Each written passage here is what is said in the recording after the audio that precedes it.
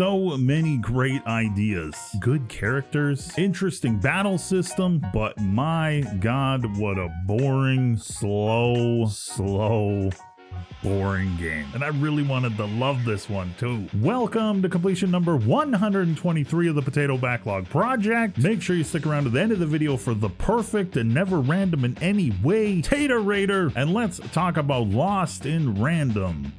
Released in 2021, Lost in Random is an indie game of sorts. It's funded under the EA Originals program, which as I understand it is an offshoot of EA Studios, where they fund indie studios, giving them the ability to get their games made. And once they recoup the cost of funding the game, then the indie studio itself gets everything else after that. And listen, that's a pretty good thing that EA does in a sea of like not great things. So we give them a little bit of praise when they do a good thing or two, but like FEA. And I'm glad Lost in Random was created. The world needs more games trying new and different things, taking risks and stepping outside the established norms, and they need to be made available to as many people as possible. This one just didn't quite hit for me. That's okay. I know a ton of people love this game, and that's because there is a lot to love. So I'm not gonna spend a ton of time tearing it down. I'm just gonna talk about my biggest issues with it. I would call Lost in Random a action adventure game with a very unique battle system. It's story and character driven, with main and side quests for players to discover and complete. The story is original, as well as the characters. The look is interesting, but feels heavily influenced by stuff like The Nightmare Before Christmas, but it works here with what they've built and the way that they present it. You play a character called Even, who strikes out on a quest to find her sister, appropriately named Odd. Even and Odd live in a world called Random. It's ruled by a queen who rolls magical dice to decide things for the different areas of the world. The areas of the game that you play through and unlock are sectioned off into different kind of towns. 1 town, 2 town, 3 town, all with uniquely related issues happening and things for you to get involved with and help out. Shortly after you begin, you befriend a magical dice named Dicey. Now, he's got another weird name. He tries to pronounce it, but it's weird, so you call him Dicey. He's Dicey. Creatures like him have been banned by the queen, and he offers Even the abilities needed to be successful on her quest. It's a pretty crazy concept when you stop and think about it, and it's different. I really enjoyed the side quests, the humor throughout the game, and all the interesting characters that you meet along the way. The battle system and how it bogs down the game is my biggest issue with the game. Let's break it down. You do not have what I would call a traditional weapon in this game. You get a slingshot, which doesn't do any damage to enemies. You can use it to shoot these blue crystals off the enemies, which you need to charge up Dicey, which flips over cards, creating your hand. You are also not the one that collects the shards, Dicey is, and you can send him to do that on command, or he will follow you if you run past them. All of this is happening in battle. You do have a hand limit, but once you get at least one card into your hand, you can roll Dicey to get points so that you can use the cards. The number you roll on Dicey determines the points you get to spend. Each card has a different point cost associated with it, and as you progress through the game, Dicey gains the ability to roll higher numbers. You start out at the beginning only being able to roll a 1 and a 2. The cards that make up your deck are broken down into weapons, damage, defense, hazard, and cheat categories. You unlock more cards by spending coins at the card dealer and completing quests throughout Random. You can then customize yourself a deck of 15 cards, which you will bring into battle. Changing things up will be necessary as you work your way through the different areas of the game. So that's kind of the gist of it, like the high level overview. And if it sounds like a lot and it's confusing, well, it kind of is. It's a lot of different pieces to try to fit together to make an enjoyable experience for the player. The core ideas here are good and interesting. The problem comes in the execution. Early on in the game, this is an extremely slow process. You will do a ton of running and dodging enemies as you chip away the blue spots for shards to draw cards into your hand. The types of cards and what they do are cool, but they become irrelevant when getting the chance to even use them is tedious, slow, and unfun at the best of times. The enemies are also too spongy in the early game for what they are. They aren't difficult to fight, so it just becomes time-consuming running and dodging around them, hopefully pulling a weapon or something that can be effective for you, and needing to do this about 3 or 4 times just to kill everything that's on the screen. Sometimes more times if you aren't lucky with your draws or with your rolls. This might have been an okay loop, but more often than not, the game spawns more waves of enemies with no indication of how many you will need to take down, and it will just wear you down after 3 or 4 hours. hours. I found myself less and less excited about the new cards that I found, and I didn't care when I got the ability to roll higher and higher. And all of this could have been remedied by one thing. Even should have a base weapon that does a little bit of damage to enemies. Simple as that, without the need for a card. If you're going to put that many enemies in each segment and also have waves of them that continue to spawn, then you need to be able to do some damage while you're collecting shards. The ideas here and the mechanics of the system, how random rolls factor in, doing it all live and not turn-based, all of this is good. It just needed more fine-tuning. It needs to flow better. You need to get into the strengths of the system faster. The cards themselves and the decisions you need to be making on which to use and when should be what you're thinking about. Not wasting so much time trying to even draw cards at all. Some people will have the patience for this system and really enjoy it. And it does get better the deeper you get into the game. But for me, it didn't need to be this slow. And all of the good things that are in the game end up being overshadowed by the poor implementation of this battle system that at its core